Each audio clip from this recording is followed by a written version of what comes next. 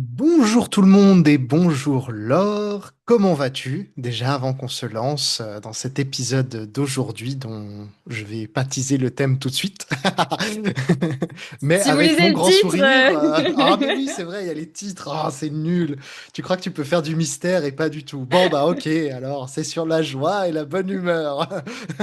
on s'est dit c'est un bon thème pour le moment, hein. On va remettre Bah un oui. petit peu de joie dans tout ce qui se passe dans le monde. C'est un sujet, je trouve, qu'on Mhm. évoque pas trop en Non, réalité en sur vrai c'est le. vrai. Ouais, Quand ouais. on parle de Donc psychologie, de choses ouais, comme ça, de mental et tout, on a tendance à se focaliser un peu sur les émotions peut-être plus difficiles, genre tristesse, colère, tous les épisodes qu'on a déjà fait en fait. exactement. Mais aujourd'hui, on s'est dit qu'on allait faire une émotion un petit peu plus joyeuse, c'est le cas de le dire, hein. Donc la joie, et par joie, on va aussi explorer un petit peu le concept du bonheur, le concept des différences entre joie, plaisir, bonheur, qu'est-ce qui sont les différences. Peut-être que j'essaierai d'amener un petit peu des choses plus spirituelles de ce côté-là, comment ils le voient dans ce sens-là, peut-être des expériences personnelles, comment on le voit chacun de notre côté. Ça va être un épisode de partage et de joie, de bonne humeur, pour contrer un petit peu toutes ces autres émotions qui sont en général un peu plus présentes dans ce monde et qui peut-être pourraient laisser la place à un petit peu plus de joie et de douceur. Donc voilà ce qu'on va faire aujourd'hui. Est-ce que ça te va Magnifique. alors? Est-ce que tu Ouais, es paré? ça donne envie. Et j'ai réalisé, j'ai pas répondu à ta question du coup. D'habitude, Ben c'est moi non. qui te pose des questions comme sur mon introduction du podcast. Mais Mais attends, je t'ai pas posé la question, tu vois. Après, je vais te demander qu'est-ce que c'est le bonheur, etc. On va commencer sur des choses vachement profondes. ah T'inquiète pas. oui, toujours. Très bien, parfait. Mais vas-y, déjà simple pour l'instant. Ouais, comment je vais? Bah écoute, je suis en bonne énergie là. Je sens l'énergie, tu vois, Ouais, pour ce podcast. Peut-être que c'est lié à la thématique. Mais on va se lancer là-dedans. Et puis, allez, petite présentation, hein. On ok, le fait pas vas-y, toujours en avec début. plaisir. On oublie des Et fois. voilà, souvent. Oui, on est à fond là. On sent que l'épisode, j'espère que ça va vous amener de la joie, ça va au moins vous faire sourire. Si au moins on peut faire ça avec cet épisode, ce sera C'est déjà ça. quelque chose. Je disais quoi? Les présentations du coup. Oui, qui es-tu, alors? Je suis Laure Durand, psychologue et psychothérapeute, plutôt spécialisée dans les psychotraumatismes, mais pas que. Et j'accompagne aussi des personnes qui ont des neuroatypies, donc je propose des psychothérapies individuelles. Voilà. Et toi, Yannick, dis-nous tout. Moi, j'enseigne la méditation depuis maintenant, 13 ans, ça fait 14 ans que je pratique la méditation et que je l'enseigne, ça doit bien faire 11 ans, quelque chose comme ça. Et donc plutôt pour les personnes qui vivent du stress, qui ont un petit peu de peine à trouver un peu de paix mentale, on va dire ça comme ça, de paix intérieure, de trouver un petit peu le calme et puis de la clarté à l'intérieur de soi. Et la méditation est particulièrement intéressante pour ça. Et voilà ce que je fais. Je vous enseigne à méditer. Pas qu'une seule méthode, on essaie de trouver la méthode qui vous convient parce qu'il en existe plein, plein, plein. Mhm. Donc Tout à voilà. fait. Et du coup, si on enchaîne sur la paix intérieure, Bah ouais, on va parler du coup du bonheur, de la joie. ouais, c'est ça. Eh C'est bien, ça je vais qu'on te va demander faire. d'abord pour toi, Yannick. Non mais Qu'est-ce et que t'as c'est? vu ça? T'as vu ça? Elle essaye parce qu'elle sait que sinon ça va lui tomber dessus. Que c'est moi qui vais lui demander mais qu'est-ce que le bonheur pour toi? Et non, elle prend les devants et elle essaye d'enchaîner avant moi. Je te jure. Non, non, on a dit que c'était Oups! moi qui posais les questions aujourd'hui. Alors tu vas commencer à dire ce que c'est le bonheur pour toi, je te jure. Je pensais que ça allait passer crème, tu sais, aller dans la transition. Eh ben non, il m'a vu. Eh oui, Bon, là c'est... je vais répondre à ta question tout de même. Alors, qu'est-ce que c'est le bonheur pour moi, c'est ça? Ouais, on va commencer un petit peu comme ça. Le bonheur, est-ce que tu le différencies de la joie? Quel est ce petit mélange un petit peu qu'on a tendance à mettre tout dans le même panier? Comment ça se passe pour toi? Alors, je dirais que le bonheur, c'est un sentiment et que la joie, c'est une émotion.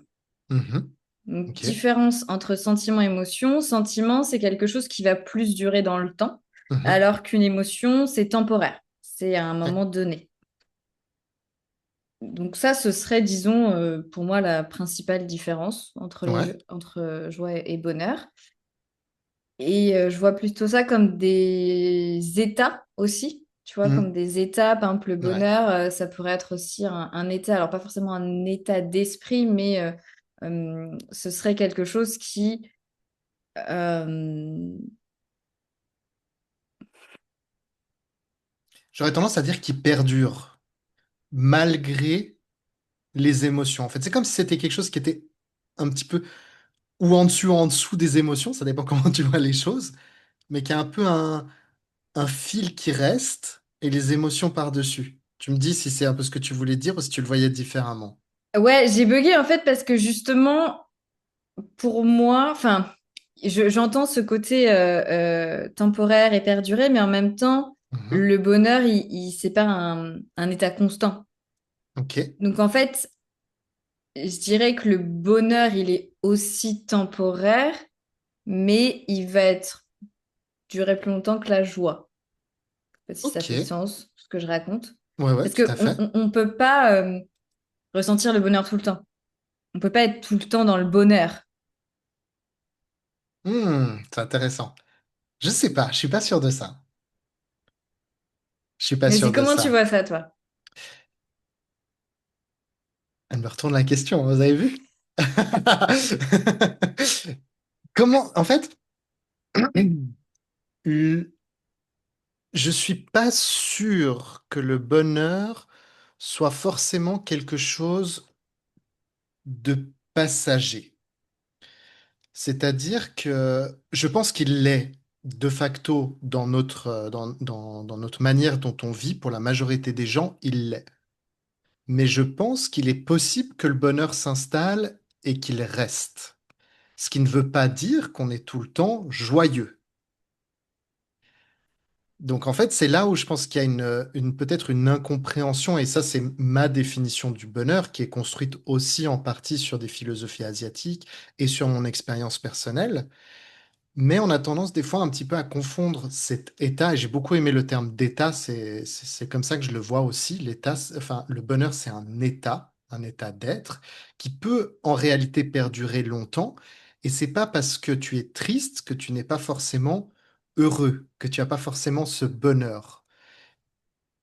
Les émotions, elles ont tendance un petit peu à passer, repartir, etc. Des fois, elles masquent un peu le bonheur qui est en dessous, parce que d'un coup, bah, notre esprit, il est concentré sur quelque chose qui nous arrive, une émotion, une vague qui arrive. J'aime bien l'idée, tu vois, de l'océan. L'océan peut être tout le temps là, comme le bonheur, mais des fois, il est calme et paisible, on voit à travers, comme sur les belles plages avec des cocotiers. Et des fois, il est plus brumeux, plein de sable, très tumultueux. Et on a tendance à plus vraiment voir le fond de l'océan, tu vois.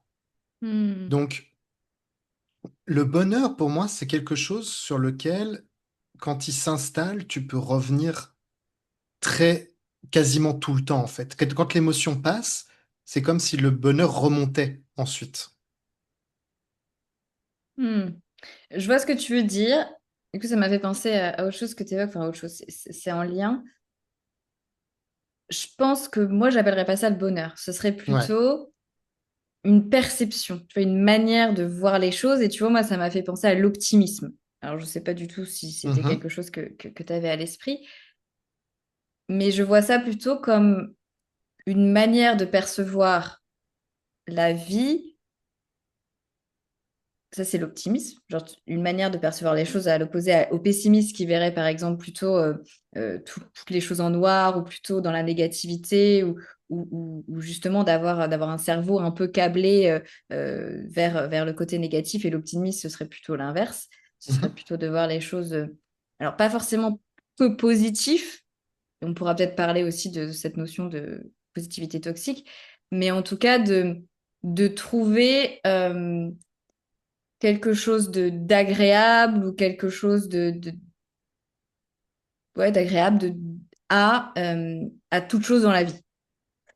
Et d'avoir ce côté d'espoir aussi, et aussi la notion d'espoir que quelqu'un qui est pessimiste en fait n'a pas ou a très peu. Et donc, ce que tu évoques, moi, ça m'a plutôt pensé à ça, à ce côté Ok. optimiste, cet état d'esprit, cet état de percevoir les choses, Mhm. plutôt que le bonheur en lui-même. D'accord. Parce que alors moi, c'est plutôt l'inverse. C'est-à-dire que l'optimisme est quelque chose d'extérieur. C'est quelque chose que tu perçois des informations qui rentrent, en fait. Après, tu les filtres et certaines personnes vont voir plutôt les beaux côtés des choses, plutôt les mauvais côtés des choses. Peu importe. Mais ça vient de l'extérieur. C'est la manière dont on prend les choses qui se passent. Pour moi, être heureux et le bonheur, dans mon expérience, c'est plus quelque chose qui vient de l'intérieur. C'est quelque chose que je suis, et ensuite il y a plein de choses qui peuvent venir, etc. Mais à l'intérieur, tu ressens cette espèce de... Tu te sens rempli, tu te sens apaisé, tu te sens que... Il y a une forme d'acceptation des choses. Tu vois, c'est au-delà pour moi du positif-négatif. C'est-à-dire que quand tu es heureux, les choses difficiles de la vie sont beaucoup plus simples et ça ne veut pas forcément dire que tu en es moins malheureux malgré les choses qui t'arrivent. Hmm. Et j'ai pu le voir aussi énormément durant mes voyages, j'ai rencontré des gens qui étaient comme ça, qui n'avaient pas forcément les vies les plus faciles ou le plus de choses, etc. Et qui pourtant étaient satisfaits de leur vie et vivaient vraiment de manière... Tu sentais qu'il y avait un sourire qui venait du fond. Hmm. C'est pour moi, c'est le bonheur, c'est réellement quelque chose qui vient du plus profond de Hmm. notre être et qui nous, qui nous submerge ensuite. Pour moi, c'est vraiment l'opposé de la souffrance. C'est-à-dire que la souffrance peut définir notre vie et la souffrance n'est pas forcément liée à ce qui nous entoure, dans le sens que il y a des gens qui souffrent malgré le fait qu'ils vivent une vie très confortable, qui n'a pas forcément beaucoup de soucis, etc. Mais à l'intérieur, ils souffrent sans arrêt. Et d'autres personnes qui sont heureuses malgré les choses qui leur arrivent. Donc pour moi, je pense que je suis plus proche de souffrance et bonheur. Tu vois, c'est plus dans ce sens-là. Mais c'est pas facile à expliquer, hein, le bonheur. Je suis d'accord avec toi, Ouais, en fait, je hein. l'avais jamais pensé comme ça. En fait, j'avais jamais utilisé ce mot parce que je raisonne tout à fait avec ce que tu évoques et avec le concept, les explications, mais je mets pas enfin, en tout cas, je mettais pas le mot bonheur sur ça. Et vraiment, pour moi, il y a cette dimension de comment est-ce que je perçois les choses. Mhm. Tu vois, là, dans ce que tu évoques, sur il m'arrive des choses difficiles et c'est ma manière de percevoir ça qui va définir comment je ressens et comment je vis les choses. En fait, ce qui me dérange dans cette explication, c'est que je pense que tu peux être profondément heureux, même si sur le moment, tu es en larmes absolues parce qu'il est arrivé quelque chose de très difficile. Et que tu peux te dire que c'est horrible, que tout ça, tu peux vivre une émotion, tu vois, dans le sens que on aurait tendance à se dire, voilà, je dois tourner les choses positivement. Il y a un proche qui décède, d'accord, et on se dit, genre, oui, mais bon, bah, c'était son heure, et puis c'était pour le mieux, puis peut-être que c'est l'univers qui avait décidé que c'était le moment, et puis des choses comme ça, tu vois. Et là, c'est essayer de tourner un événement tragique en quelque chose de plus léger. Il n'y a rien de mal à ça, hein, mais on essaie un petit peu de faire une gymnastique mentale pour pas trop souffrir, Hmm. tu vois. Tu peux être heureux et être en larmes pour cette personne et vivre ton deuil et ensuite, une fois que l'émotion est passée, que ton processus est fait, revenir à cet état de base, qui est toujours là en fait au fond. C'est juste que à un moment, bah, perdre un proche, c'est perdre un proche, c'est pas marrant en fait. Ça veut pas dire que d'un coup t'es devenu malheureux comme personne. Ça veut dire qu'il t'est arrivé une saloperie et que c'est triste en fait. Et tu as des personnes qui vont s'en relever ou pas, etc. Tu vois, mais on voit souvent que des personnes qui sont naturellement plus heureuses auront tendance à processer plus vite le truc, etc. Et que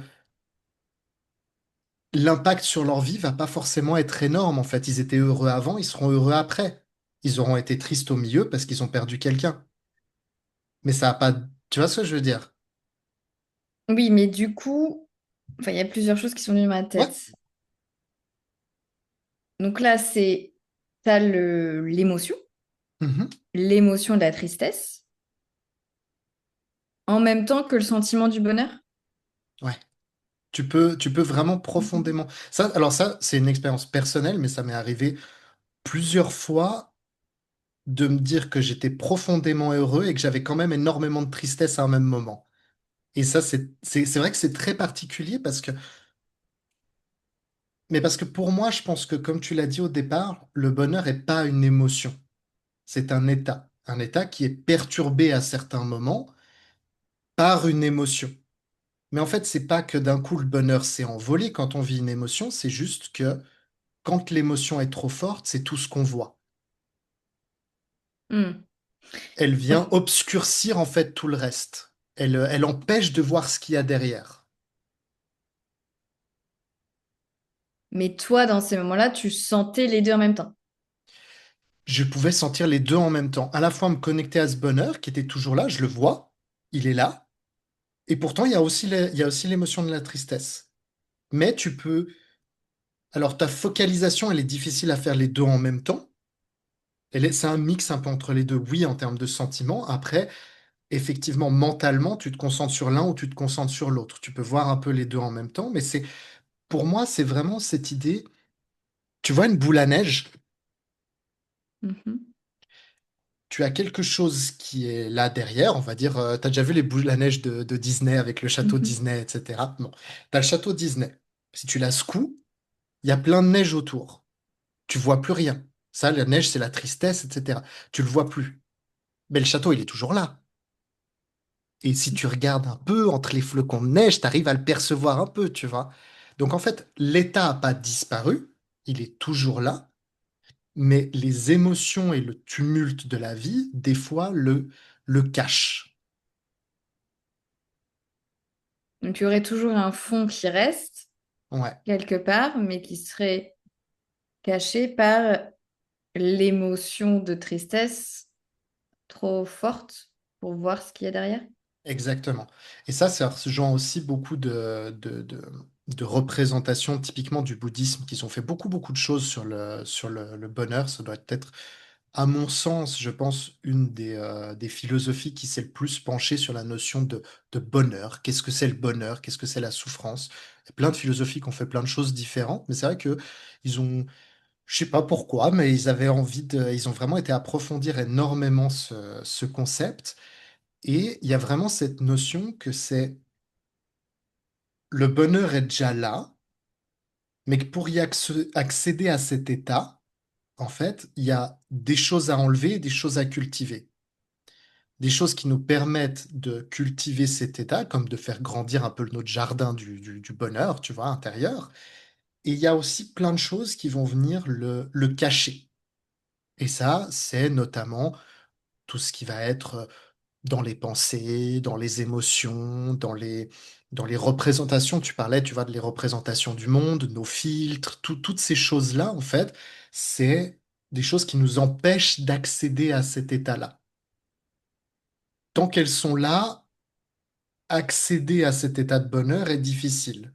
Quand tu les enlèves le plus possible, d'un coup, tu vois le bonheur parce il est là, en fait. Donc en gros, leur idée, c'était que le bonheur, ce qui nous empêche de l'atteindre, c'est la souffrance. Donc la souffrance, le but, c'est de l'enlever le plus possible. Et la souffrance, elle vient beaucoup de la manière dont on perçoit nos processus internes, nos émotions, nos pensées, toutes ces choses-là. Donc en prenant conscience de cette souffrance, tu peux t'en libérer. Et ensuite, tu peux cultiver ton bonheur en travaillant certaines choses comme la compassion, qui pour eux fait partie d'une des des ingrédients, on va dire, un petit peu du bonheur, la connexion avec les autres. Il y a des choses comme ça, des éléments qui font que on arrivera plus facilement à se connecter à cet état de bonheur. Comme on rentrerait dans le sommeil, tu vois, on peut voir l'état comme le sommeil. Eh ben, il y a plein de choses qui nous empêchent de nous endormir, et il y a plein de choses qui vont le faciliter. Mais tu peux pas juste non plus, tel que le sommeil, tu peux pas juste claquer des doigts et te dire tu es heureux, comme tu peux pas non plus claquer des doigts et te dire tu dors. C'est quelque chose qui est le résultat de certaines conditions. Mais en même temps, dans ce que tu dis, tu peux à la fois être en souffrance et ressentir du bonheur et être heureux. Tout à fait. Dans le sens que souffrance, en fait, ça dépend comment tu peux ressentir des émotions et quand même être heureux. C'est plus difficile de souffrir de ces émotions et d'à la fois être heureux. Il y a, il y a l'information qui est l'émotion, Mhm. et ensuite il y a le processus mental que l'on peut poser par-dessus l'émotion. C'est-à-dire que l'on va s'accrocher à l'émotion et on va la cultiver et on va en souffrir. Il y a une petite image que j'aime bien justement dans le bouddhisme pour expliquer ça, c'est les deux flèches. C'est-à-dire que, en gros, on dit que la souffrance, c'est quand on se tire deux flèches dessus. Tu vois, il y a une image où il y a un moine qui tire une flèche en l'air, hop, il se prend une première flèche. Ça, c'est la douleur, c'est le moment, c'est l'information. Et la souffrance, c'est comme si on se tirait une deuxième flèche derrière pour répéter et entretenir cette douleur, en fait. C'est quand on Mm. reste accroché à ça. Et effectivement, tu le dis très bien, c'est très dur d'être heureux quand on est en souffrance. C'est très, très, très difficile de faire les deux. Et c'est ce qu'ils ont noté, c'est que une des conditions pour être heureux, c'est de diminuer énormément la souffrance. Plus tu diminues la souffrance, plus tu augmentes le bonheur, et inversement. Donc tu dissocies, enfin après c'est de voir comment on lie la tristesse et la souffrance, tu vois.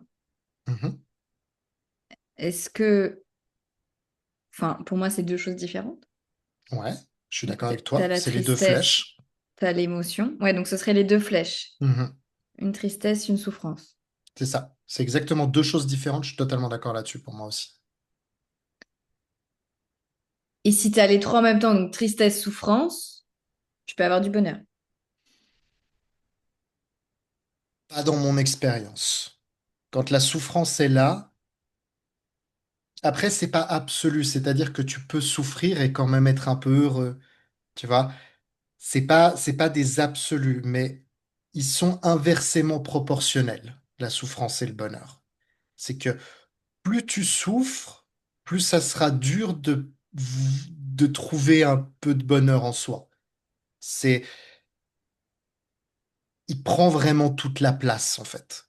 Par contre, quelqu'un qui souffre un peu, pourra quand même être majoritairement Mm. heureux, tu vois. C'est comme une espèce de balance entre les deux. Il y a beaucoup ces concepts hein, aussi dans ces philosophies yin-yang et de choses comme ça, d'opposés.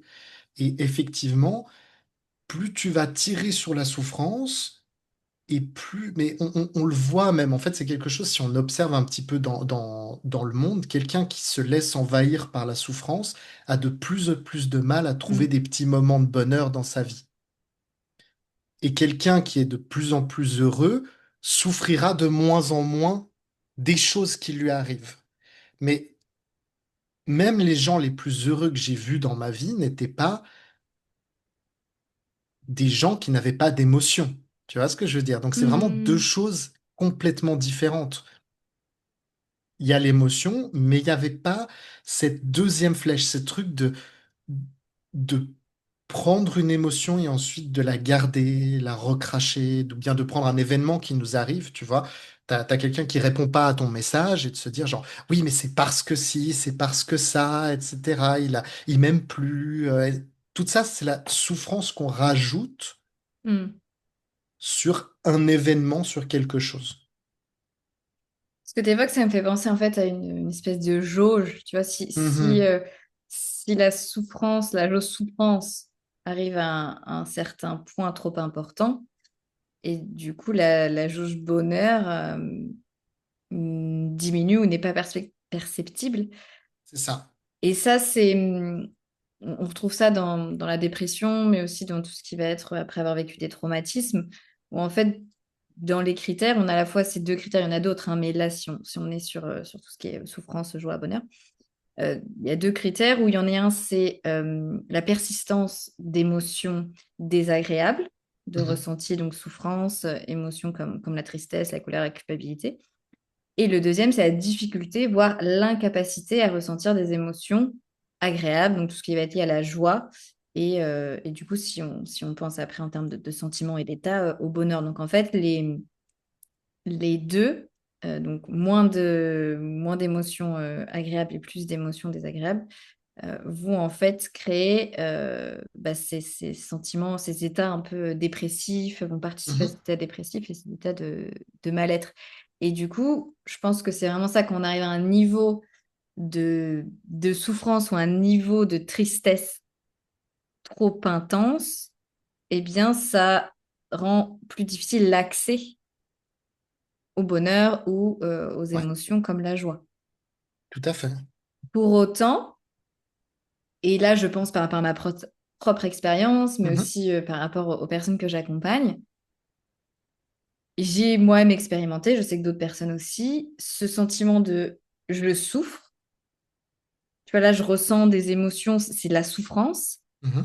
Et en même temps, je suis heureuse de ressentir ça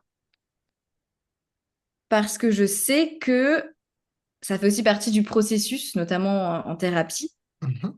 et que ressentir cette souffrance, en fait, je dois passer par là, je dois passer par ressentir cette souffrance pour pouvoir ensuite m'en libérer ou en tout cas être mieux dans ma vie, dans les choses que j'ai envie d'accomplir dans ma vie. Et donc, j'ai d'ailleurs eu ces moments-là qui peuvent paraître un peu paradoxal où il y a une souffrance qui est quand même assez importante. Ouais. Et en même temps, il y a ce sentiment, c'est pour ça que j'ai raisonné avec ce que tu disais, ce côté de bonheur, tu vois, un peu qui est là, qui est latent.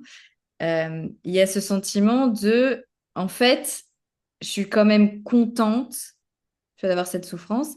Et à cela s'ajoute l'autocompassion.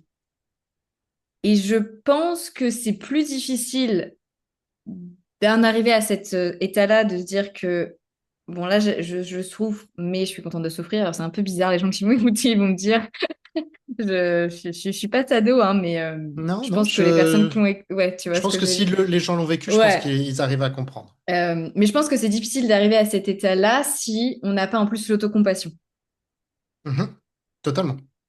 Parce que je sais que moi, dans ma propre expérience et aussi avec les personnes que j'accompagne, c'est pourquoi est-ce que je suis aussi heureuse, entre guillemets, de ressentir ça. C'est parce que j'ai une partie de moi qui va ressentir de la compassion, de la bienveillance, de la douceur avec cette partie qui souffre. Mhm. Alors que si on n'a pas ça, on peut d'autant plus s'autoflageller ou d'autant plus souffrir en fait. Mhm. Ça fait sens ce que je raconte. Oui, totalement. Totalement. Et c'est là où on voit que, en fait, et ça, c'est un des gros problèmes que je rencontre dès qu'on rentre dans des trucs un peu plus, justement, sur les notions de bonheur et sur les notions de souffrance, c'est que le français n'est pas fait pour ça. Parce que nos termes sont pas justes. C'est-à-dire que Mm, souffrance, il y en a plein de sortes. Et nous, on met un petit peu tout dans le même panier mm, en français, mais peut-être un moyen de le rendre plus subtil, c'est de différencier douleur et souffrance. mm, Tu vois? Et justement, dans ces philosophies bouddhistes, c'est pas le même mot, en fait, du tout. Il y a cette souffrance que tu ressens, comme tu le dis, il y a l'émotion, elle t'envahit, ça fait mal, quoi. mm, C'est d'une violence, c'est tempétueux, mais c'est pas forcément cette même souffrance. C'est pas parce que, et là, au moment où il y a l'émotion, justement, certaines personnes vont faire ce que tu as dit, on va avoir cette autocompassion, vont avoir cette prise de recul qui sont des éléments clés pour aller dans cet état de bonheur, en fait, et d'autres qui vont faire l'inverse et ne pas prendre ce recul, se laisser dans l'émotion et la renforcer, et ensuite la prendre que, tu vois, s'identifier à cette émotion, la prendre avec eux, etc.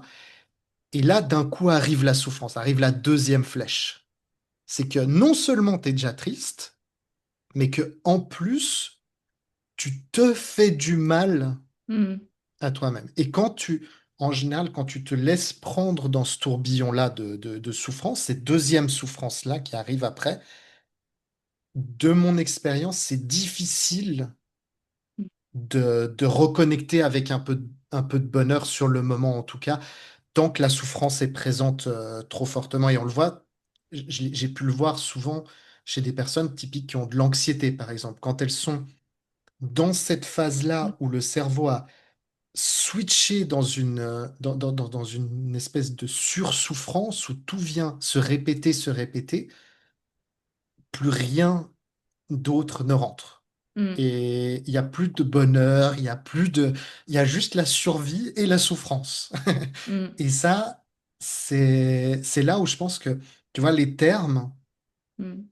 des fois, manquent un peu de subtilité en français. Et c'est là où on sent que je pense pas que ça a été l'op- ça n'a pas été forcément la chose qu'on a le plus mis au-dessus de tout en Mm. Occident.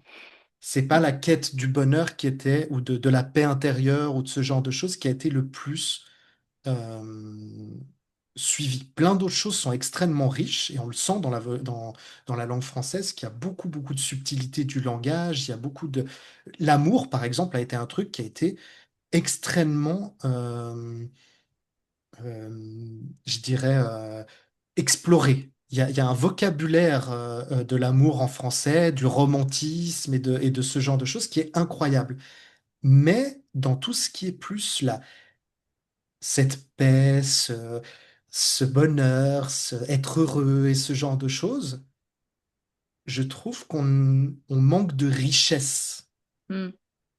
dans la subtilité de ce qu'on peut ressentir. Chose que j'ai beaucoup plus trouvé dans des philosophies de ce style qui en ont fait un- un- une focalisation d'apprentissage et d'expérimentation plus intense, en fait.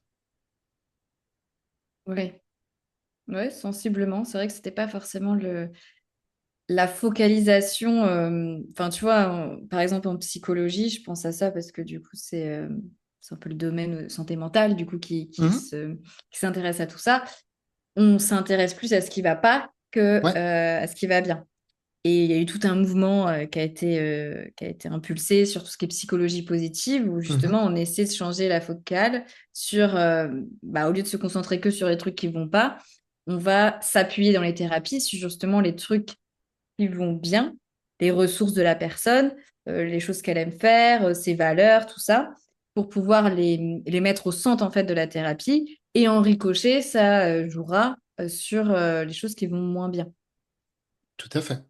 Euh, donc là, en ce moment, enfin en ce moment, je sais pas si c'est en ce moment, il peut y avoir aussi tu sais, un retour de bâton avec l'injonction au bonheur, où on se dit, ah mais toi, avec tout ce que tu as dans ta vie, tu devrais être heureux. Enfin, il y a aussi cet autre côté de la pièce, Totalement. euh, où on devrait être heureux. C'est-à-dire que comme s'il y aurait une règle qui dit qu'à partir d'un certain moment, je sais pas, un statut financier ou certaines, je sais pas si tu as une famille, si tu as des enfants ou autre, tu vois, t'arrives à un certain seuil où tu dois être heureux, quoi. Mhm. Et si t'es pas heureux ou si tu exprimes que parfois bah, tu as des moments Ça va pas. ça va pas, où t'es triste, on retrouve beaucoup ça chez des personnes qui sont en dépression et enfin, moi je l'entends énormément, j'avais tout pour être heureuse et puis là, Mhm. même les personnes elles-mêmes, quoi, qui s'auto aussi, qui souffrent de ça en fait, de se dire mais je comprends pas, si j'avais tout pour être heureux, j'ai coché toutes les cases et là j'arrive, je suis en dépression, quoi. Mhm. Donc, il y a aussi cet aspect-là de, en même temps, on va se focaliser, tu vois, sur plutôt le négatif ou les choses qui vont pas. Mais si ça va pas, alors que tu devrais aller bien, on comprend pas. Non. Et ça vient d'un concept qu'on a qui est qu'on pense que le bonheur s'atteint en cochant des cases extérieures. Ouais. Et c'est quelque chose qui est très profondément inculqué dans notre société, qui est une vraie croyance qu'on a. Et c'est pas juste un truc genre, oui, le bonheur vient de l'intérieur, mais pas de l'extérieur. C'est la réalité, hein. Mais on n'y croit absolument pas. Dans notre tête, Hmm. même si on se dit ça, même si on est un peu ouvert, qu'on dit non, mais moi je pense que le bonheur, c'est intérieur, etc. En vrai, non. On pense quand même, il y a une partie de nous qui se dit, Hmm. si j'ai ça, je serai Ouais. heureux. Si j'obtiens ce truc, si ça change, là, je serai heureux. Là, j'aurai les conditions. Et non. Et ça, c'est un truc qui est le plus gros piège du bonheur. C'est qu'on le cherche à l'extérieur, alors qu'en fait, c'est ce que je te disais tout à l'heure, les gens les plus heureux que j'ai rencontrés dans ma vie n'étaient pas forcément ceux qui avaient les cases extérieures, qui avaient Hmm. le plus de chance en fait d'être heureux. Tu vois ce que je veux dire? Qui n'avaient pas les conditions les plus logiques pour être heureux. Et il y a même des philosophies, des pratiques qui disaient que il faudrait avoir tout pour comprendre que c'est pas la solution et se tourner vers l'intérieur. Et c'est le cas de beaucoup d'histoires bouddhistes, yogiques, etc., qui mettent en lumière des rois, des princes. C'était le cas de Bouddha, par exemple, qui était un prince qui avait tout et qui pourtant n'avait pas le bonheur. Et ce sont des personnages comme ça qui ont dû aller dans l'excès Hmm. de tout avoir pour comprendre qu'ils étaient toujours quand même malheureux et que c'était pas la solution. Mais ça, tu peux le comprendre que quand t'as tout. Tu peux pas le comprendre quand t'as pas encore tout. Parce que tu te dis, mais peut-être que c'est encore ce truc-là Ouais. qui me fera. Hmm. Et il y a des spiritualités on penserait que, tu sais, il y a toujours ce truc de dire il faut renoncer, il faut vivre humblement et pas aller dans la richesse et ce genre de choses. C'est vrai pour certaines philosophies, c'est vrai que c'est la solution, dans le sens que, puisque ce n'est pas de l'extérieur que ça vient, donc effectivement, tu n'as pas besoin de tout ça pour être heureux et que c'est plutôt une illusion et quelque chose qui va t'emmener plutôt vers de la souffrance qu'autre chose. Mais la réalité, c'est que pour beaucoup de gens, en fait, un chemin qui est plus efficace pour aller trouver le bonheur, c'est d'aller à 100% dans la richesse, dans ce genre de choses, c'est de réussir à fond, vas-y, genre vraiment va au bout de ta réussite, et ensuite, tu verras. Et il y a des maîtres, par exemple, en méditation, qui pourraient te dire, genre, tu reviendras vers... Tu pourrais aller vers eux pour leur demander, genre, à renoncer, à vivre dans le temple, etc. Et te diront, non, tu reviendras que quand tu auras réussi. Je veux d'abord que tu aies accumulé de la richesse et ce genre de choses. Et après, tu laisseras tout derrière si tu veux vraiment. Et là, tu reviendras. Comme s'il y avait une compréhension que tant qu'il n'avait pas été jusqu'au bout, il y aurait quand même ce désir qui restera. Oui, mais si je fais ça, c'est là que je serai heureux. Et on cherche à l'extérieur, on cherche à l'extérieur. Mais c'est pas le cas. C'est Hmm. un état qui vient de l'intérieur et non, on peut tout avoir toutes les cases qui sont cochées et pourtant se sentir complètement vide à l'intérieur. Et là, ça joue du coup à qu'est-ce que c'est le bonheur en fait. Mais c'est ça. Et est-ce qu'il y aurait une définition? Je pense pas qu'il y ait réellement de définition objective. Non, parce que je pense pas que ce soit descriptible. Et je pense que là tout le problème, en fait. C'est que la joie, le plaisir, c'est des choses que la majorité des gens ont vécu. On a tous vécu un moment de joie. On a tous vécu. Le plaisir, ça, c'est quelque chose qu'on vit beaucoup trop. Malheureusement, notre cerveau, il en a beaucoup trop de plaisir. Mais on sait ce qu'on ressent quand on a du plaisir. C'est facile à décrire, c'est facile à mettre une sensation sur ça. La réalité, c'est que des gens qui ont vraiment été heureux dans leur vie, il y en a beaucoup moins. Et ça fait partie de ces choses-là où décrire le bonheur à quelqu'un qui ne l'a jamais vécu, c'est comme essayer de décrire le goût du chocolat à quelqu'un qui n'y a jamais goûté. Il y a une espèce de... Tu vas essayer de lui dire, oui, mais c'est un peu comme si, tu sais, c'est onctueux, c'est un peu... Non, mais tu sais, c'est du chocolat, quoi. Je veux dire, donc c'est bon, c'est un peu sucré, c'est un peu machin. Mais la réalité, c'est que tu vas te faire une image, ça sera jamais vraiment du chocolat dans ta tête. Tant que tu l'as pas goûté, tu n'auras pas Mhm. vraiment compris ce que c'était. Et je pense que ça fait partie de ces choses-là où le décrire est difficile. C'est plus quelque chose que tu... Quand tu le vis, tu sais ce que c'est. Le moment où tu as vraiment été heureux, un moment dans ta vie, où tu as atteint cet état, où il y a eu un moment où tu as... Il y a quelque chose qui s'est passé, tu sais que tu te dis, là, j'ai touché le bonheur du doigt. Là, il y a eu un Mhm. truc qui était différent, qui n'était pas du plaisir, qui n'était pas juste une joie passagère, qui avait une couleur différente.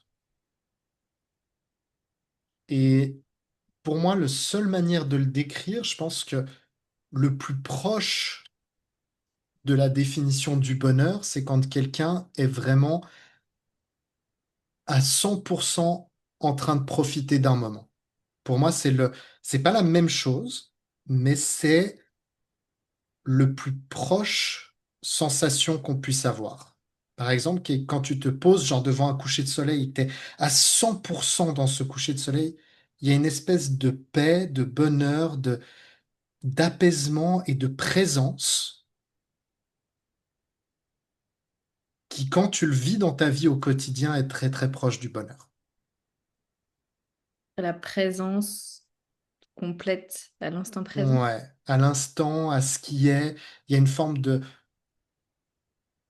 non-jugement, non-acceptation, enfin, d'acceptation. Tu vois, tu es là devant ce soleil, devant ce coucher de soleil. T'es pas en train de dire, ah, il est un peu trop orange aujourd'hui. Ah non, il est un peu trop, ah, il y aura ce nuage devant, etc. Là, t'es pas dedans. Tu le ressens pas, ce truc. Mais quand tu es vraiment dedans, ou quelqu'un qui a vécu un moment avec un proche ou un massage, j'en sais rien, peut-être le massage qui vous a apporté le bonheur du monde, j'en sais rien, mais quand tu es vraiment présent au moment, il y a une espèce de... Le mental est plus là, les émotions sont plus là, il y a une joie qui vient de l'intérieur, une présence, une focalisation, et tu as ce sentiment d'être en vie, comme si la vie venait à l'intérieur de toi. Et pour moi, ça, c'est le plus proche que je puisse décrire le bonheur. Dans ce que tu évoques, il y a aussi la notion d'acceptation, accepter ce qui est Ouais. et pas être dans le ah et si ou enfin par exemple avec les nuages là. Ah non mais ça devrait être comme ça. Oh il est un peu trop comme ça. Tu vois Putain, en il est pas mode assez rond. c'est bon. Mais c'est la réalité. Et en réalité, franchement, qu'est-ce qu'on fait dans notre quotidien? On fait exactement ça. Il y a plein de moments dans notre quotidien qui se passent, il y a plein de choses qui se passent, et on perd beaucoup, beaucoup de temps et d'énergie à se dire que ça devrait être autrement. Et on saisit pas ce qui est. Et il y a beaucoup de gens, tu les poses devant un coucher de soleil et je te garantis qu'ils te sortiront des phrases de ce style. Ah non, mais il est pas ouf ce soir, il est pas assez orange. Ah non, mais franchement, on est arrivé un tout petit peu tard, on a raté le meilleur moment. Vrai ou Hmm. pas? Je suis sûr qu'on en connaît tous et je suis sûr qu'on a tous été cette personne à un moment ou à un autre. Après ça peut être aussi alors là pas dans l'exemple que tu as donné mais en remettant dans un autre contexte, ça peut être aussi des indicateurs qu'il y a quelque chose à changer. Tu vois si Tout à fait. parce que et là c'est toute la question de l'acceptation et quand on dit acceptation ça veut pas dire résignation. Euh, Ça peut être aussi un indicateur. Si vous vivez un truc et que là, que vous sentez, enfin, que vous n'êtes pas 100% dedans, ou en tout cas, il y a quelque chose, il y a un malaise, ou il y a quelque chose, ça peut être un indicateur que justement, ça, c'est quelque chose à changer et que vous n'êtes pas réellement dans. Alors, en même temps que je parle, je suis en train de réfléchir en même temps à ce que tu as dit, parce que ce que je voulais dire, ça peut du coup retomber sur oui, mais tu recherches le bonheur à l'extérieur, parce que j'allais dire, enfin, ça vous convient pas forcément, ou c'est d'essayer autre chose, mais parce que du coup, ça rejoint un peu moi comment je vois le bonheur, qui est lié en fait à, pour moi, ce serait quand tu es aligné, cette espèce d'alignement avec toi-même. Mhm, Donc, si on est vraiment dans le pratico-pratique, c'est faire un travail. Enfin, pour moi, le travail, c'est quelque chose d'important. Donc, je vois pas ça comme je fais un travail juste pour avoir des sous. Je veux vraiment faire un travail dans lequel je ressens du bonheur, en fait, dans lequel je me retrouve, en fait. Et du coup, ce serait ce que je fais comme travail, c'est aligné avec ce qui m'anime et avec ce qui je suis ou ce que j'ai envie de faire. mhm. C'est un, c'est un des éléments qui t'aide à rentrer dans l'état du bonheur. Oui, Mais ça ne veut pas dire que ça serait impossible pour toi d'être heureuse, même si tu faisais pas ce travail.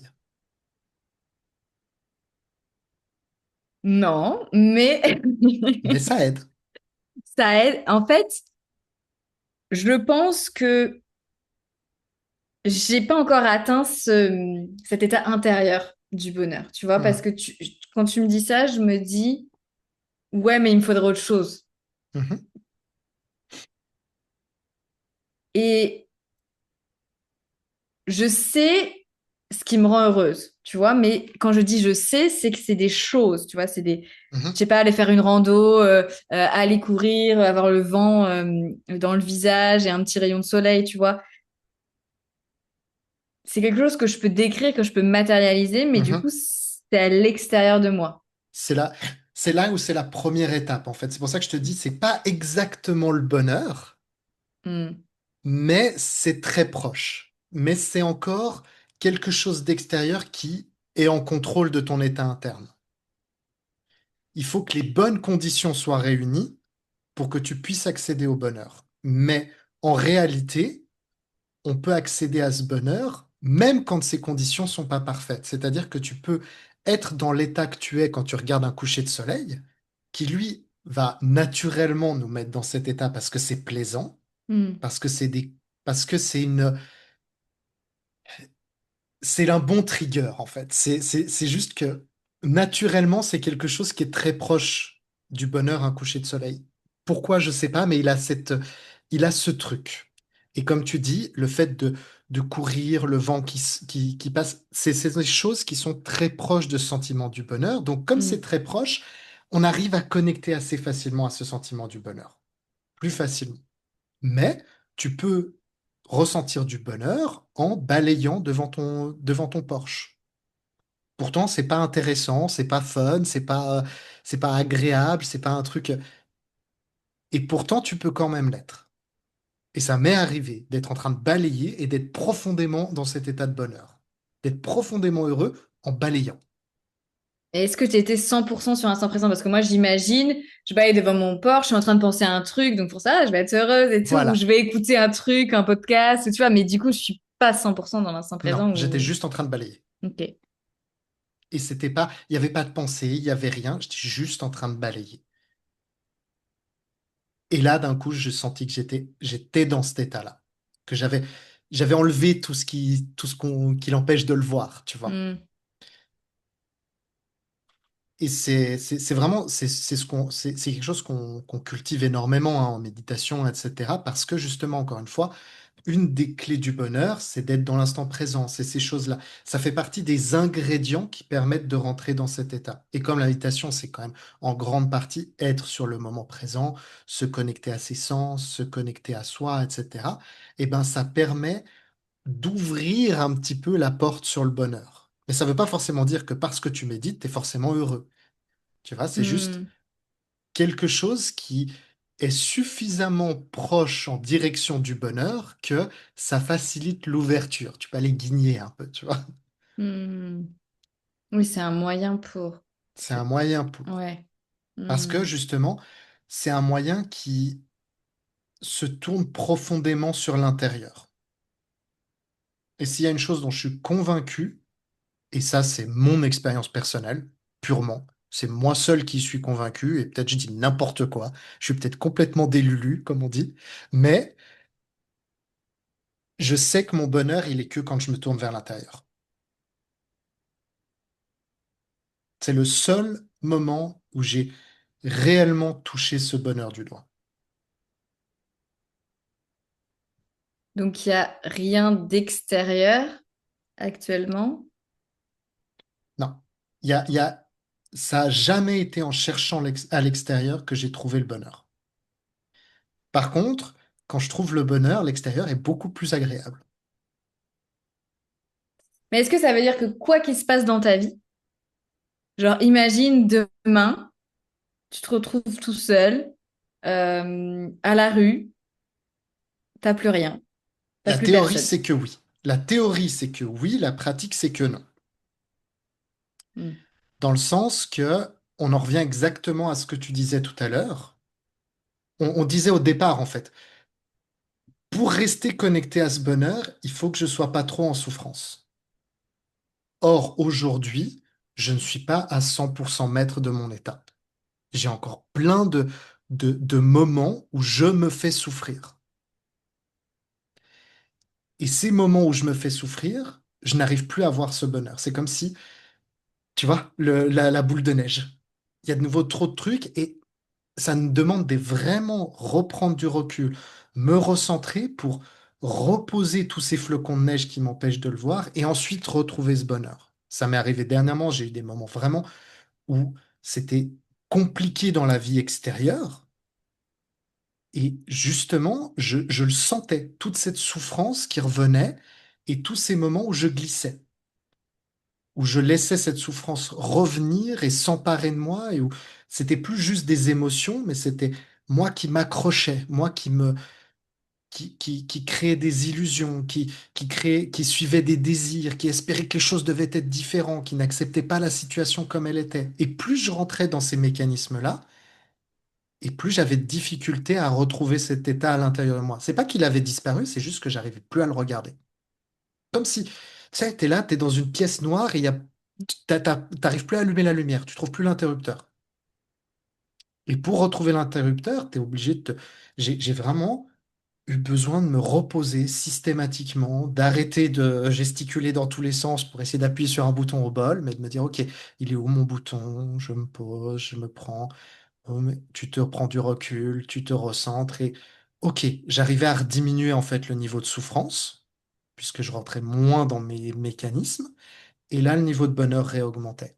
Donc en fait, c'est que je pense que c'est possible d'être tout le temps dans le bonheur, mais ça demande d'être sacrément maître de soi pour pas tomber dans la souffrance en fait. Et ça Hmm. aujourd'hui, c'est clairement pas mon cas. Je prétends pas du tout que je suis à 100% du temps capable de trouver ce bonheur. Mais là où avant je savais pas ce que c'était, puis ensuite, j'y arrivais de temps en temps. Genre, quand les astres étaient alignés, d'un coup, tu ressens ce bonheur. Ou maintenant, c'est la majorité du temps. C'est pas 100% du temps du tout, mais c'est plus de 50% du temps où je suis profondément heureux. Je suis connecté à cet état. Et c'est vraiment Et des là, trucs où... Excuse-moi, vas-y, vas-y.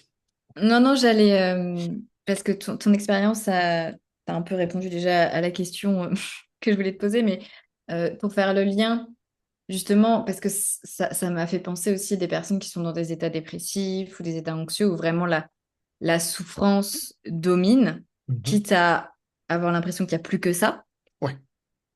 Et je me disais, qu'est-ce que tu dirais, conseillerais à ces personnes-là? Et après, je pourrais répondre à ma propre question, mais déjà, soit par rapport à toi, ta propre expérience ou ta pratique, ou qu'est-ce que là, De... si les personnes qui nous écoutent et leur disent, ah, ils sont bien gentils avec leur 100% être heureux tout le temps, mais moi, ça va vraiment pas, j'ai eu tellement de difficultés dans ma vie, là, je me sens vraiment pas bien, et j'ai beau essayer à me dire, ouais, non, faut être heureux, mais en fait, c'est plus compliqué que ça. Non. Euh, Ouais, c'est une super question. Putain, waouh, c'est vraiment, vraiment une très, très bonne question et je pense que c'est hyper important de l'aborder. Et c'est pas d'être heureux. quand t'es dépressif, quand t'es mal, etc. Essaie pas d'être heureux. C'est pas le moment, en fait. On n'arrive pas. Pour avoir eu des périodes comme ça où j'étais profondément en dépression, t'as ni l'énergie, ni le concept, ni l'espace mental pour essayer d'être heureux. Et plus t'essayes, plus tu te sens coupable de pas l'être. Mm. Ça marche juste pas. Parce que le niveau de souffrance est trop haut. Il y a trop de nuages, il y a trop de flocons là qui tournent dans la boule. Donc arrête de te prendre la tête à essayer de voir le château qui est au milieu, tu le verras pas. Donc le but, c'est de commencer par poser tous ces flocons. Donc diminuer le niveau de souffrance. S'asseoir, prendre du temps. Alors après, il y a plein de voies, hein. Tu les connais mieux que moi, mais entre la thérapie, euh, le, le- le développement perso, le coaching, la méditation, les trucs, peu importe, chacun choisit ce qui résonne avec lui, mais l'idée de toute façon, c'est de diminuer un peu ce niveau de souffrance, de reprendre un peu la maîtrise sur notre mental. J'en ai pas parlé, mais il y a aussi les médicaments qui peuvent aider à descendre ce niveau de Mm. souffrance pour certaines personnes. Peu importe en fait la voie que tu choisis, qui va permettre de diminuer ce nombre de flocons qui tournent dans ta tête. Une fois que ça diminue, le reste arrivera. Il viendra naturellement. C'est comme quelqu'un qui n'arrive pas à dormir, ça sert à rien de se dire je dois dormir. Ça ne marche pas. Plus tu fais ça, plus tu vas rester les yeux ouverts toute la nuit.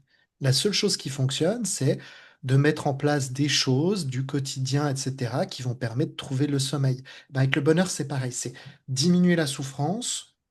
Peut-être une fois que tu as diminué suffisamment la souffrance, tu peux commencer à cultiver d'autres émotions qui vont être plus proches du bonheur, comme ce que je disais tout à l'heure, le fait d'être dans l'instant présent, la joie, tu le disais, faire une activité qui te plaît, tu vois, un job qui te plaît, etc. Tout ça, c'est des choses qui sont dans leur constitution plus proche du bonheur et plus éloignées de la souffrance. Donc, ça permet d'aller un peu Mm. plus dans cette direction et d'ensuite peut-être avoir la chance d'aller illuminer le petit côté en toi. Mais non, quand t'es mal, commence déjà à diminuer ce niveau de souffrance, en fait. C'est la première chose à faire. Voilà, ça c'est mon avis. Mm. Après, je sais pas ce que si tu le vois pareil ou pas du tout. Si, si, c'est ce qu'on va faire en thérapie. Là, là, je pense notamment aux thérapies comportementales et cognitives et la troisième vague là, sur la thérapie d'acceptation et d'engagement. Moi, je dirais que c'est en parallèle, c'est-à-dire qu'on diminue le niveau de souffrance et en même temps, on ramène un peu d'émotion de joie. Et si c'est pas la joie, parce que c'est encore trop fort, mais au moins des choses qui vont apporter un truc un peu plus agréable. Mhm. Surtout si on est sur une personne qui est totalement sur une ligne de base qui va être souffrance, tristesse, sentiment de vide aussi parfois, c'est qu'on va essayer de ramener quelque chose d'un peu différent, qui soit agréable. Et on va s'appuyer notamment sur tout ce qui va être les valeurs de la personne et de pouvoir l'aider du coup à reconnecter Mhm. avec ça et petit à petit, étape par étape, d'être dans l'action. On Ouais. appelle ça l'activation comportementale. C'est super important parce qu'en plus, quand on est dans un état dépressif comme ça, on n'est plus dans l'action. C'est compliqué de faire des choses. On va être plutôt dans un ralentissement.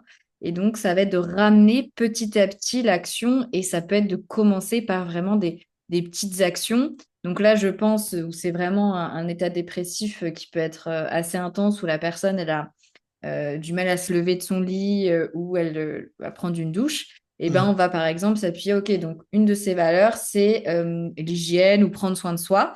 Et ben, du coup, on va s'appuyer là-dessus. Ok, prendre soin de soi, et ben, ça va être de commencer à reprendre une douche Mhm. au moins tous les 2 jours. Ranger Après, sa voilà, chambre, ranger sa chambre, Ouais. voilà, des choses et vraiment s'appuyer sur euh, qu'est-ce qui fait encore sens pour la personne Mhm. et qu'est-ce qui est encore important pour elle. Donc c'est pour ça que j'utilise les valeurs parce que Mhm. c'est un peu universel et on définit pour chaque personne quelles sont leurs valeurs.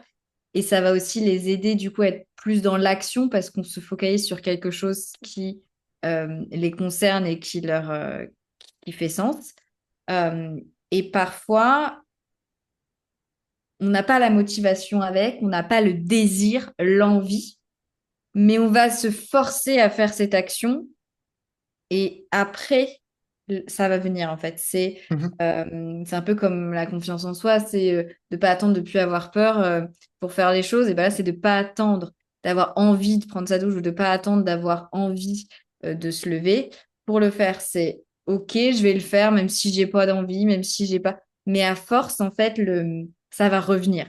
mhm, Euh, et c'est super important l'aspect action dans tout ce qui est, dans toutes ces thérapies pour retrouver au moins un peu de joie. Et puis après, on verra pour le bonheur.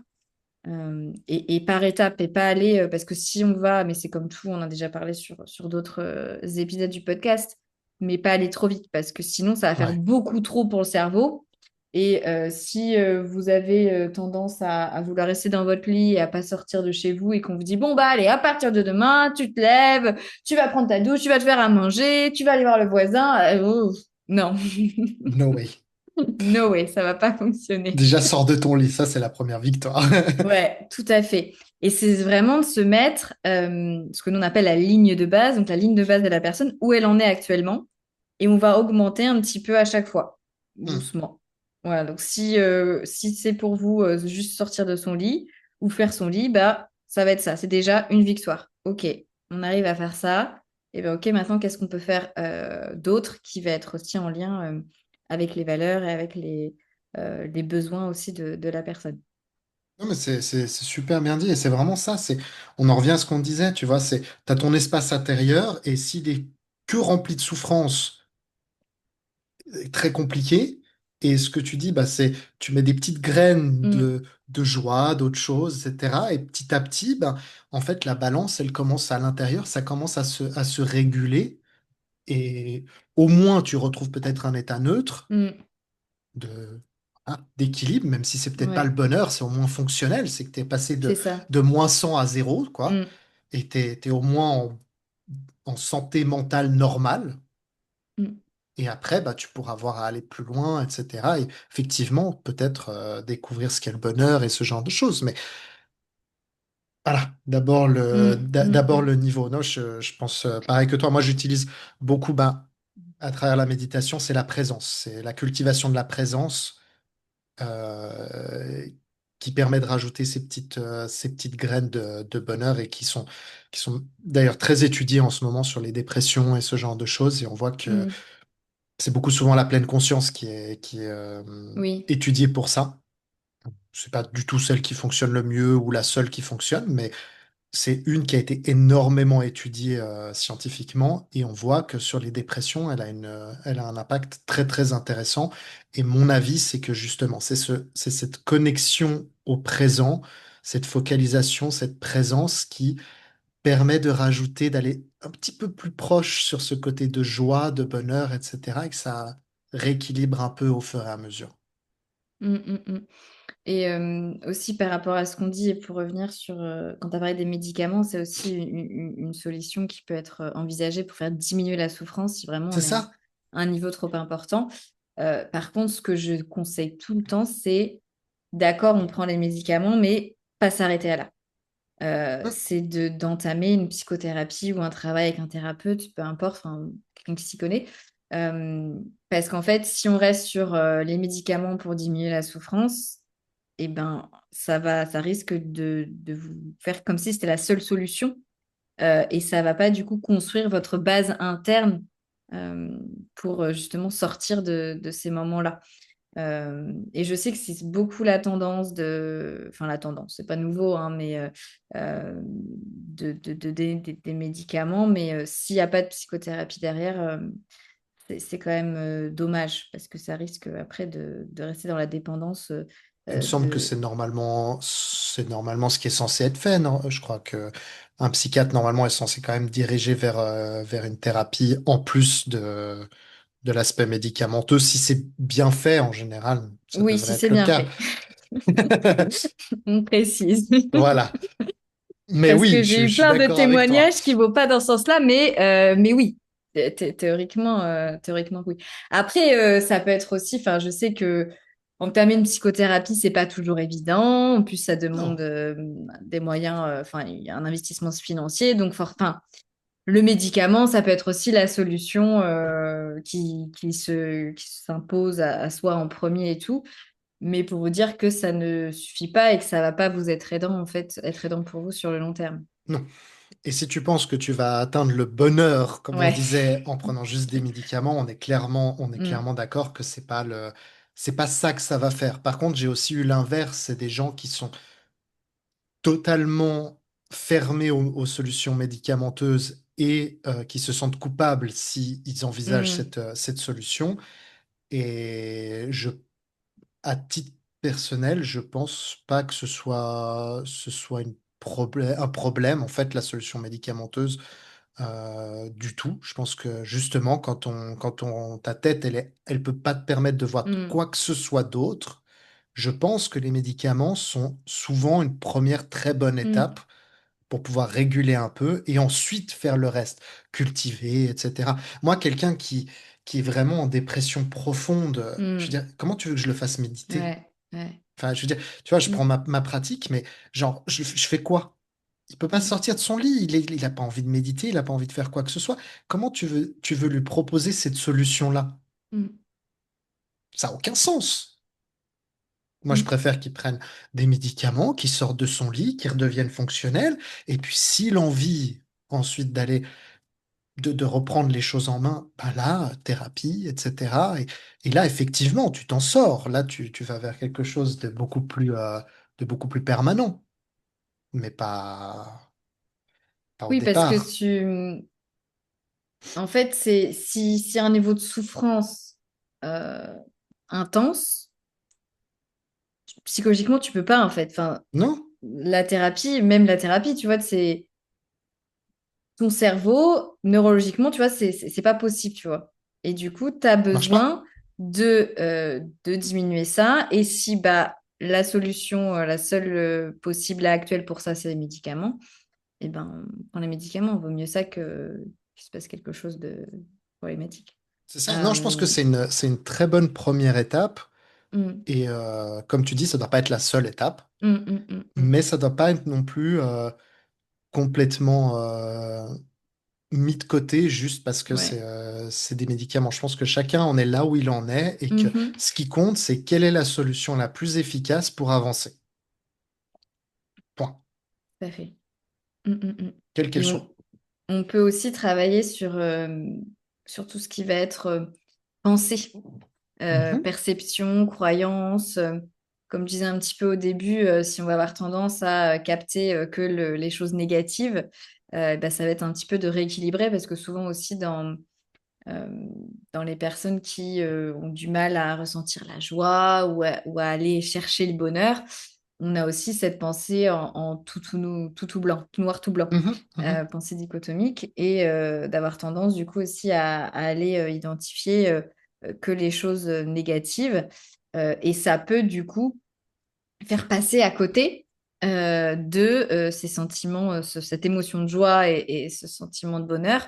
Parce que si vous avez des lunettes et que vous voyez que tout ce qui est noir, bah, c'est sûr que là, pour accéder à la joie ou enfin, au sentiment, émotion agréable, eh ben, ça va être plus compliqué. Donc, il peut y avoir aussi tout un travail sur questionner ses pensées et puis un travail aussi d'acceptation Mhm. euh, de ses pensées, de ses émotions pour pouvoir en fait après les dépasser. Se dire que on a ces émotions désagréables là, mais ça peut être temporaire, ça nous définit pas, c'est pas tout le temps là. Et comme un peu je disais tout à l'heure, ça peut être aussi une étape pour après s'en libérer aussi et accéder à des choses plus agréables. Mm. Exactement. Je voulais rebondir justement sur le fait de positif et tout ça, le fait de Mhm. voir les choses positives, parce que tu en parlais au tout début et je trouvais que c'était un sujet intéressant. C'est que il faut pas confondre être positif et être heureux. Mm. Tu vois, il y a un moment où effectivement, si tu vois le monde que en souffrance, Mm. et ben positiver un peu les choses, ça aide, puisque ton niveau, toi, ton illusion, elle est dans le négatif. Donc la contrecarrer avec du positif va te ramener au milieu, ce qui est le réel, sortir de l'illusion. Mais si tu fais que de voir toutes les choses Oui. positives, etc., il y a plein de gens qui font ça et qui sont pas heureux pour autant. Mm, Genre, parce que ça marche pas en fait. Parce que tu te nourris d'une autre illusion.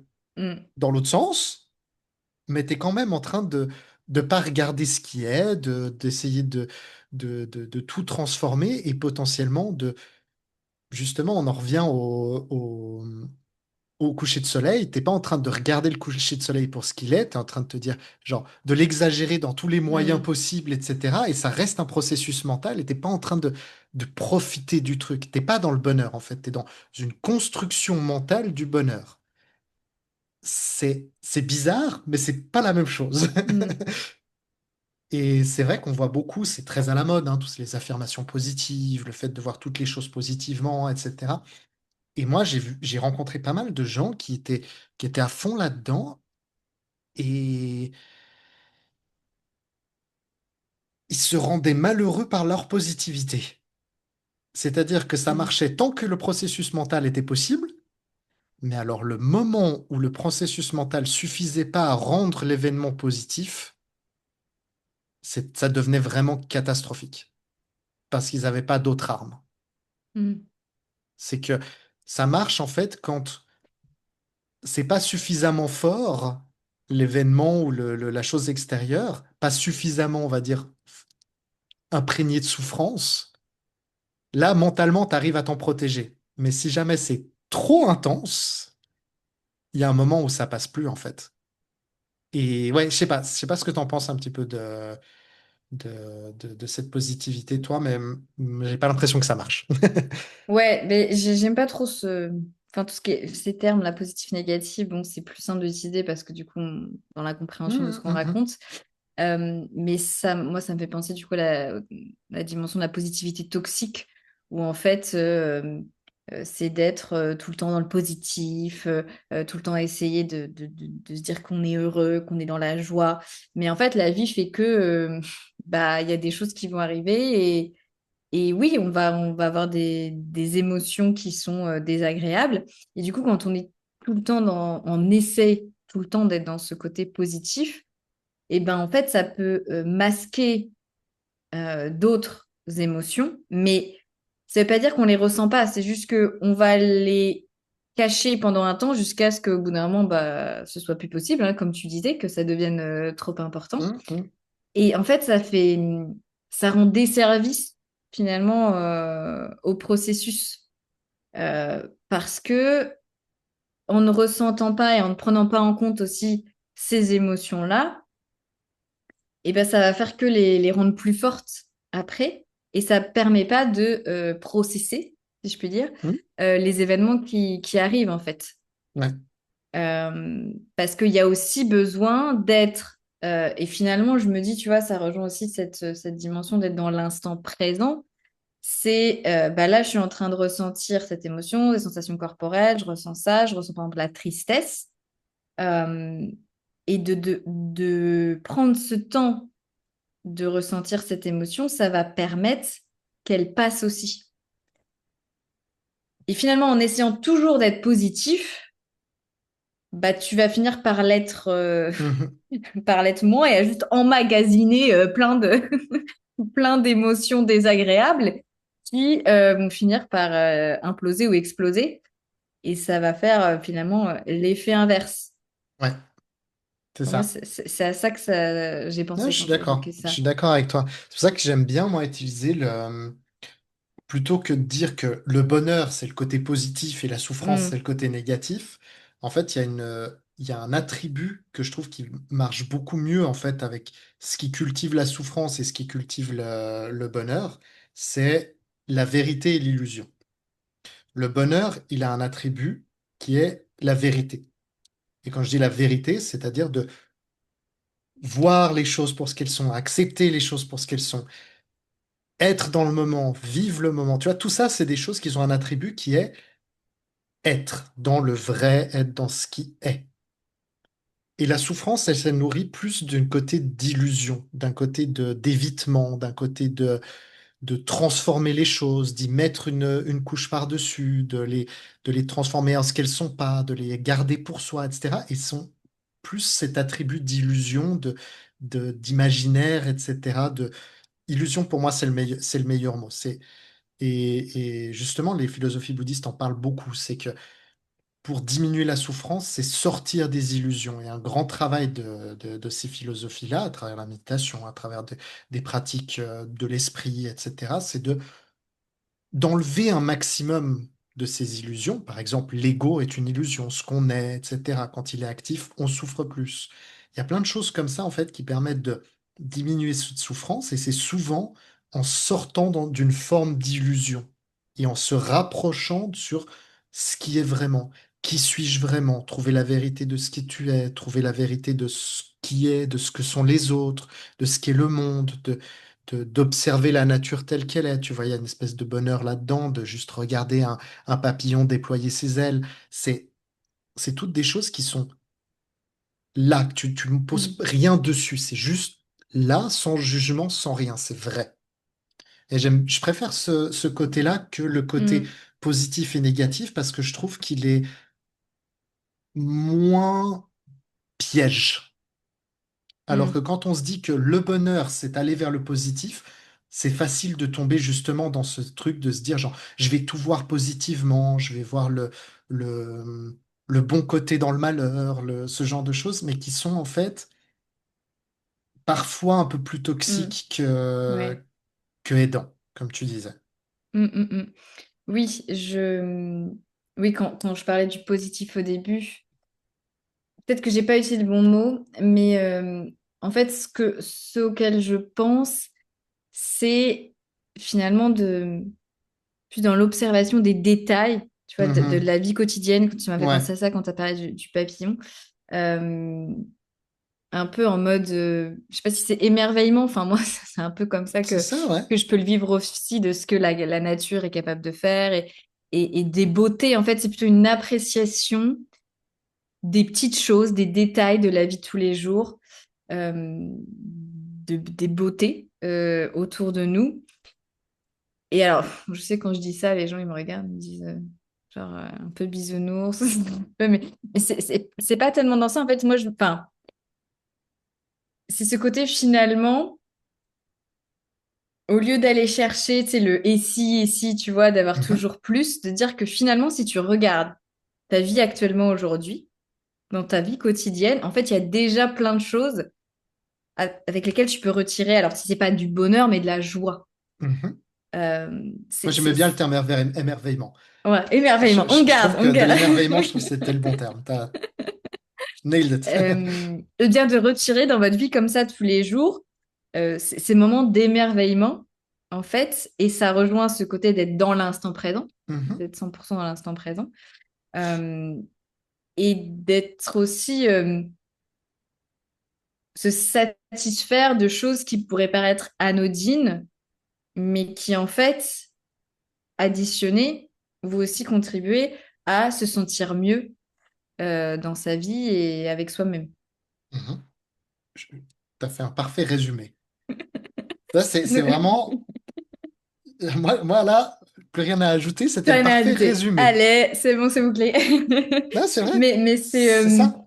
c'est pour, oui, donner une nuance ou d'autres pistes de sortir du positif, tu vois. Là, enfin voilà, c'est ça.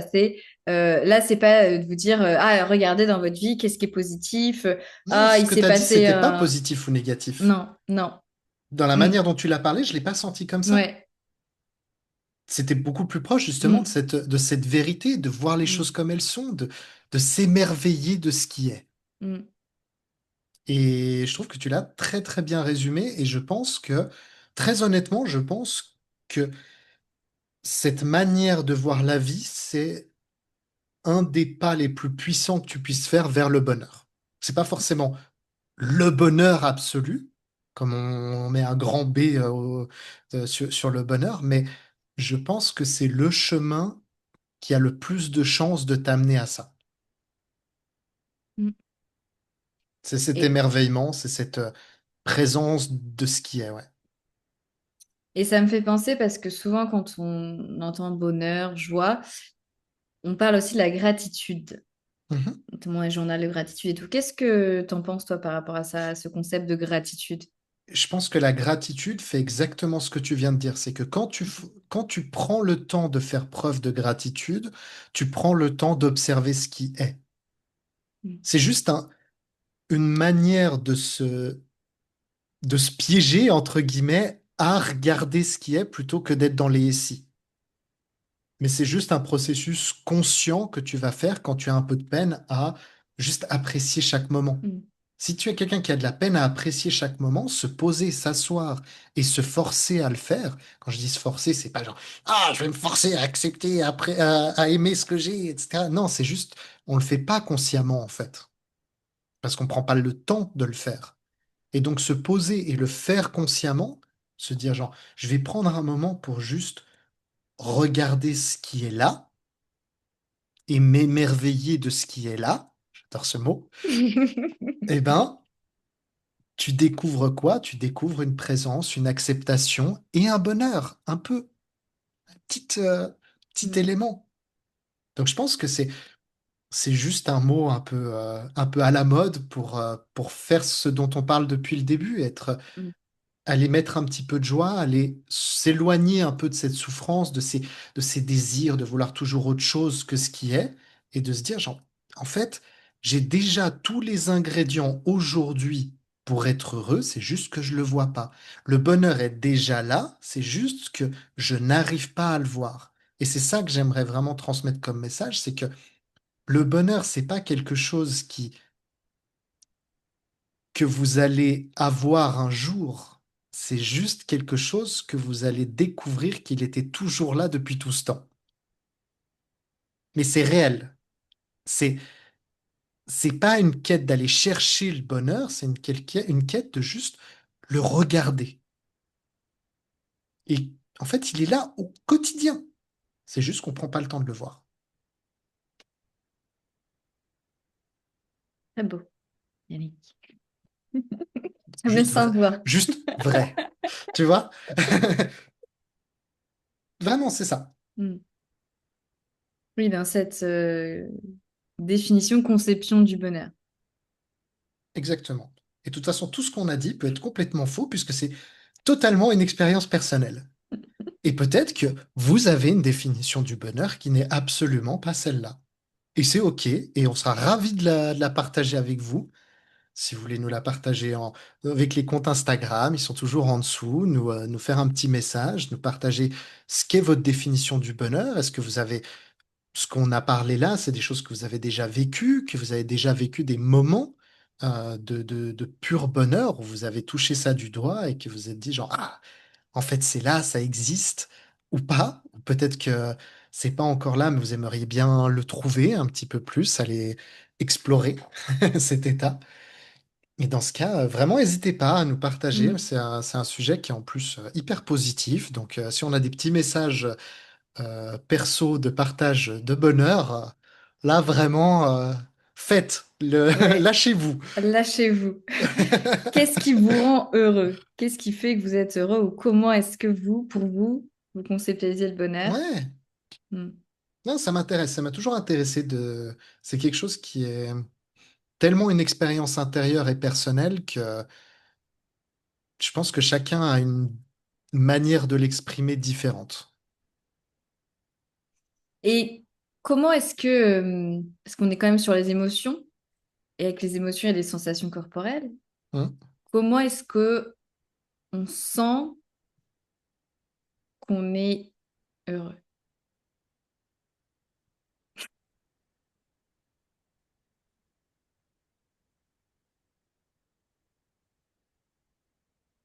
Je vais faire un truc que j'ai pas l'habitude de faire, mais c'est que je vais volontairement pas répondre à cette question et je vais t'expliquer pourquoi. Je pense que physiquement et mentalement, on décrira le bonheur tous de manière différente. Et que si on essaye de le vivre de la même manière que quelqu'un d'autre, on a de grandes chances de passer à côté. Parce qu'on ne cherchera pas au bon endroit. Puisque comme je le disais, il est à l'intérieur de toi le bonheur et pas de quelqu'un d'autre. Mhm. Donc en fait, le seul moyen de vraiment le trouver et de le décrire, c'est de le vivre soi-même. Et si je dis oui, je le vis comme ci, je le vis comme ça, etc., il y a de grandes chances qu'en fait, tout ce que je fasse, c'est transmettre quelque chose qui n'est ma manière de le vivre, mais qui n'est pas la vôtre en fait. Et potentiellement, vous allez chercher quelque chose qui n'était Ouais. pas la bonne chose. Donc je préfère garder mon vécu du bonheur pour moi et de plutôt vous encourager à trouver le vôtre. Et quand vous l'aurez touché du doigt, vous saurez. Et vous pouvez aussi nous dire en commentaire comment vous savez que vous ressentez le bonheur en fait. Qu'est-ce qui vous fait dire que intérieurement vous êtes heureux ou heureuse. Ça peut être aussi la joie. Pouvoir un petit peu aussi partager vos expériences. Ça peut être intéressant. Puis c'est aussi un exercice de reconnexion avec soi-même et de ses propres ressentis et de ses propres sensations, parce que c'est pas toujours évident. Et comme ça vous permettra aussi de vous poser et d'aller observer dans votre vie de tous les jours le bonheur qui est déjà là. Mais ouais. Bel épisode, non? Bel épisode. C'est sympa de faire un épisode qui parle de choses sympas comme le bonheur quand même. Non? Je suis d'accord. Vous pourrez nous donner vos avis aussi en commentaire. Et juste pour finir, à moins que Yannick veuille rajouter des choses, Moi, je pense qu'on a fait le euh, tour, mais vas-y. comme on est sur les émotions, puis on avait fait un Mhm. épisode aussi sur les émotions, on en a fait un sur la colère, sur la peur. Donc si Ouais. c'est des émotions qui vous intéressent, vous pouvez aussi aller écouter. On avait dit dans l'épisode sur les émotions que derrière chaque émotion, il y a un besoin, il y a une Mhm. utilité. Et donc derrière l'émotion de la joie, on a le partage. Mhm. Donc, on vous invite à partager ces podcasts. Ah bah s'il y en a à partager, faites profiter Ah, les autres du ah, bonheur, hein. voilà, on va Franchement. faire profiter les autres du bonheur. Donc, voilà, si vous avez souri, si vous avez réfléchi, si vous avez rigolé, si vous avez ressenti un peu de joie ou de bonheur en nous écoutant, partagez-le Contemplatif. autour de vous. Voilà. Vous pouvez aussi vous abonner au podcast, à la chaîne YouTube. Parce que pour ceux qui écoutent en podcast, on a aussi la chaîne YouTube où vous Mhm. avez en plus, en Nos bonus, le petites fait de têtes. nous voir, voilà, nos petites têtes. Donc, n'hésitez pas, ça permet d'avoir plus de visibilité et que le podcast soit plus connu. Et puis, partagez aussi avec nous vos retours, vos commentaires sur ce que vous venez d'écouter. Si vous avez des sujets que vous avez envie qu'on aborde, vous pouvez aussi nous les suggérer. Bien oui. Voilà, c'est bon pour moi, Yannick. Fantastique. Merci pour ce moment de bonheur.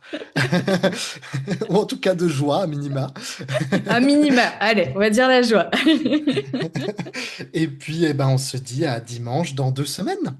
Ouais, c'est ça, un épisode toutes les 2 semaines. Allez, ciao, ciao tout le monde. Ciao, ciao, Laure. Salut!